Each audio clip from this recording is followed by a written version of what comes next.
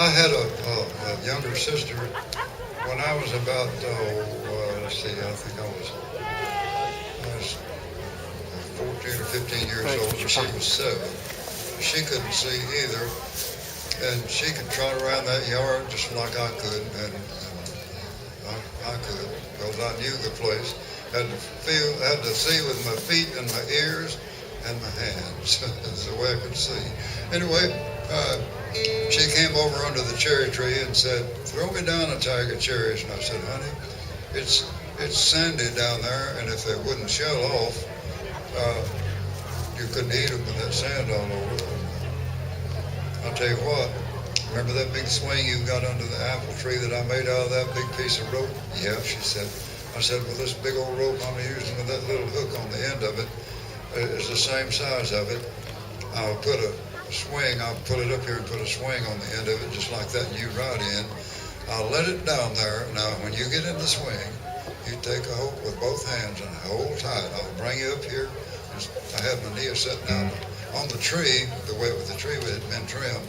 You could sit on one limb, and the limb that I was sitting on was about as high from the feet, the limb right under it that I had my feet on.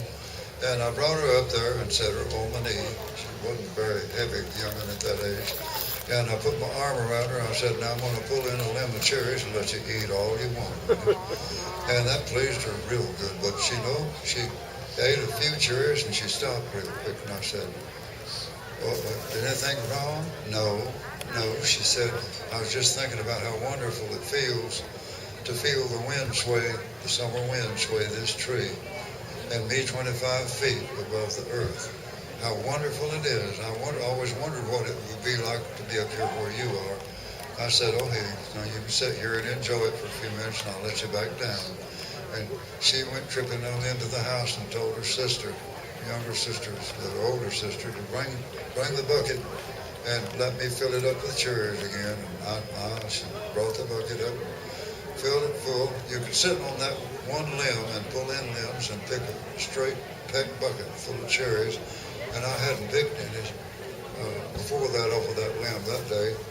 So when I brought it up there, I put the hook up over a limb right out here, pull the limbs in, and fill that bucket, and I hollered, "Tell her to come and get the bucket full, it's full."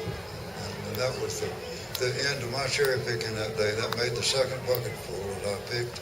And Ethel talked about that trip up that tree for 6 months.